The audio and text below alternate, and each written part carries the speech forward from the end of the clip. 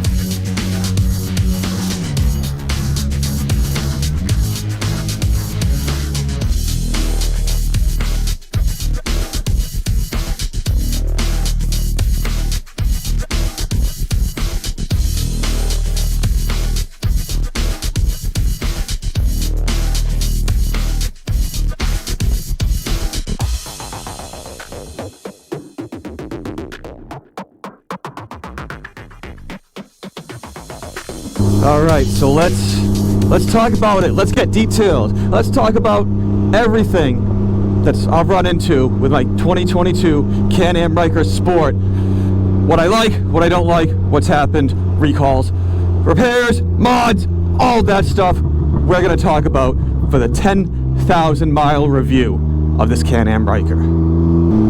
So I do have to say right off the bat, these things are a ton of fun. Just the setup, the power, the weight, the handling, all of that from the factory, bone stock, they're a ton of fun. You can just pick one up right off a dealership, not have to mod it, not do anything. Go do your cruising on your back roads. With the 900s, you can easily have enough power to cruise on the highway, all that stuff. Great.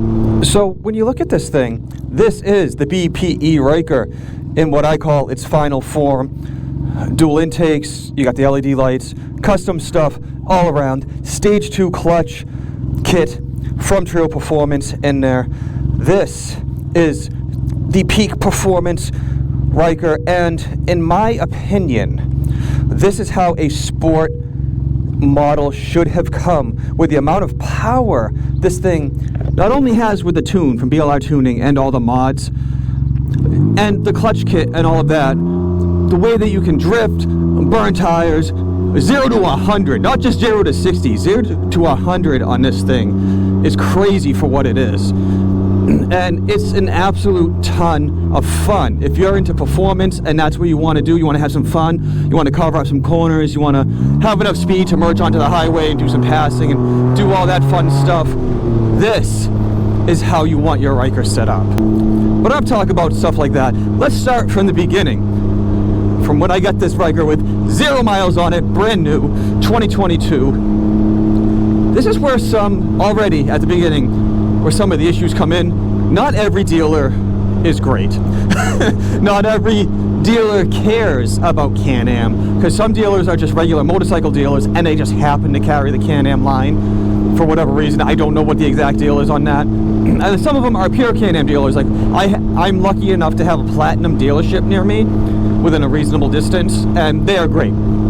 I have not a bad thing to say about them. But at the time I was looking for this Ryker, they did not have a sport model. They just had regular models. I'm like, no, I'm looking for the sport because it's got the things, some of the other options and stuff that I want on it. I happened to find one at one of these types of dealers. They're a pure motorcycle dealership that happened to carry the Can Am line, and they knew absolutely nothing about the Ryker. And in fact, most of my issues are build issues from that dealer. When they got this thing in and they built it from Can Am, oh man, whoever built it just did it completely wrong. I had so many issues. They did the handlebar bolt recall right away, because when I happened to buy it, that's when that recall came out. He did that wrong, and not only that, he dropped all the stock bolts down into the catch tray oil pan down there, and when I went to do my first oil change, all these bolts fell off. I'm like, what is this? Yeah, so you gotta watch the dealers that you run into. As good as these machines are, my recommendation, if you're looking to get one, either be able to do all the work yourself, for the most part. I do 98% of my own work, or have a really, really good relationship with the dealer and understand that the dealer and their techs know these machines and they care about them. Because a lot of these motorcycle techs at these random shops just don't care. They'll see a Can Am coming in, like, oh, I don't want to work on that, you know, and they just want to work on the bikes they like. So that's an issue. But for me, the only time this thing has been back at the dealer is for all the recalls. And I appreciate Can Am doing the recalls. I've had handlebars, fuel pump, there was it wasn't brakes, it was the wiring in the front fender harnesses that had to be touched up because it could get loose and rub the tire and stuff as you were moving. I feel like there was one more, but yeah, there's been several recalls. All of those have been done with 10,000 miles, no issues. Also, I had some VSS faults and stuff like that. That is the SAS sensor, for me anyways. The VSS could be just about anything, and all three sensors throw the same code, which is annoying. That's another annoying thing. You get a VSS code. Even the dealers are like, oh, well, we're going to have to start at step 1, see if that fixes it, go to step 2. And it's like, if each sensor threw a different code, that would probably help the techs figure out what was going on. But unfortunately, that's not. The SAS sensor, steering angle sensor, is a known issue. BRP Can Am know it's an issue. They fixed mine. It was out. My Ryker was out of warranty the last time I brought it there for it. They did the alignment, did all this stuff. They realized the sensor was bad. They fixed it under warranty, which is great, and I appreciate that, but it's a known issue. At some point, I'm expecting a recall for it or some sort of fix on the newer models or something, because that seems to be one of the major things that happen. And here's a trick that I've learned in these 10,000 miles. You know your steering angle sensor is going bad if your self-canceling blinkers stop working, because the angle of the bars are wrong. The sensor doesn't know where the angle is, and those will stop working. So that's just a little hint. That's something I learned in these 10,000 miles. The other thing was the wiring for the gear position sensors, which I had to have another shop that I know fix that wiring and stuff like that. So minus all of that, and I know it's been if you guys follow the channel, it's been down quite a bit, been back and forth between the dealer for recalls and shops and steering angle sensor and stuff like that, but I'm not mad. Like, I haven't had a major breakdown issue where I've been stuck somewhere. It's just been little things that are just so annoying. You're like, oh, I gotta bring it to the dealer again. Oh, it's gonna be down for another week. You know, stuff like that. And it's expected. You know, it's not like, not every single bike is perfect, and you don't expect it to be, but some of these things on the Ryker have been known issues since day one, since the 2019 models, and Can Am has not done anything about it. They've not acknowledged it, they haven't really admitted anything, and they haven't made any changes, and that's a little annoying. But no, all of that, this thing is a ton of fun. And again, I'm very more performance oriented, which is why I went with the Ryker in the first place for my Spyder. I switched over to a Ryker, and I got the sport model because it had some of the options I wanted on it. I got the tune from BLRtuning. I've got all these mods. I'm gonna put the mod video that I have up in the cards there. You can take a look at that down in the description. Way too many mods to list, but the biggest difference that I saw after all the other mods that I did was the clutching kit from Treal Performance, that Stage 2 kit. If you're looking to really get as much as you can out of this Ryker, look into those stage kits. And I have videos on that and all that. I'm gonna link all of that. You guys can take a look at that. I'm not gonna get all that detailed into that, but it has totally turned this machine into something different, and I fell in love with it again. You know, it was like, oh man, again, when you're having all these issues, like, I don't know, you know, there was a little bit where I was thinking, maybe I should trade it in, but then I got the clutch kit. And it does that. Like, this thing is so much fun. I've done road trips with it. I've gone down to Virginia. I've done the back of the Dragon. I've put a ton of miles on this thing in the 2 years that I've had it. Different types of riding, back roads, highway, all this stuff, modding, rain, cold, hot, all of this. It's taken it all. Like, really, it's I have zero complaints, and with the ultimate seat and the backrest and all of that, that road trip, that 2,000 something miles that I went, was not that bad. And I was pretty comfortable on the highway and all of that. I didn't know everybody was turning, but that's okay. And I know a couple people who have, one of them, they got the touring set from slingmods, and she goes everywhere. She's laid down a ton of miles on it, and no issues for that. So don't be afraid if you're like, oh, the Ryker's only for around town and short rides. No, it's not. You can tour on these things if you set it up right. And of course, if you're willing to put in some of the work and do your own work, like oil changes and stuff like that, which is a segue into maintenance.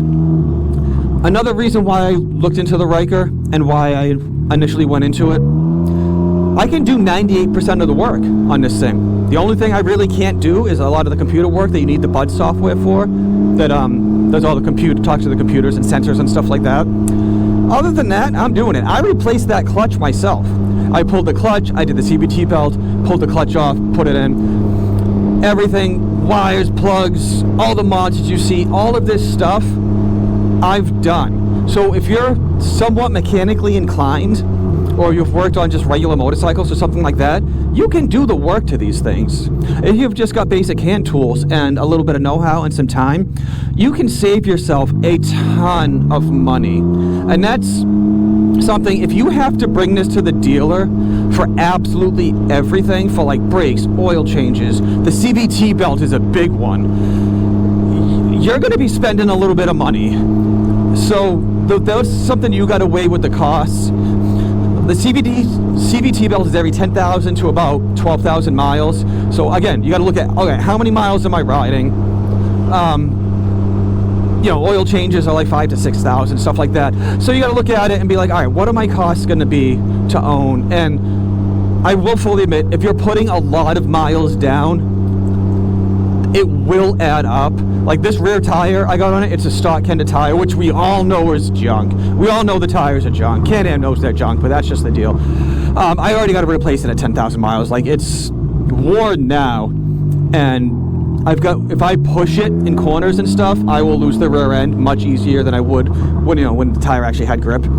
So I'm gonna swap that out. But yeah, it's just one of those things. So after 10,000 miles and everything I've been through with this Ryker, I'm sure everybody's probably wondering, would I do it again? Knowing what I know, and you know, all the money I spent, all the time it's been in a shop, all of that, would you buy this 2022 Can Am Ryker Sport again? And the answer is yes, absolutely. Like, again, it's a ton of fun. Take away some of the negatives and cons of the Ryker, and you're willing to deal with that, for the amount of fun that you can have on this when it's working, for me, that's worth the trade-off. And I definitely highly suggest go on demo rides, check these things out. Yes, it's a CVT, it's an automatic, it's twist and go, but that's what makes it what it is. It's so much fun. You can get away with so much in the corners. You can kick that rear end out. You can sit there and do burnouts, you know, from a stoplight. You've got, in the 900 models, you've got more than enough power on the highway to just cruise, merge, pass, do what you got to do. Oh man, like I can't understate how awesome this is. And for example, we're gonna hit the highway now.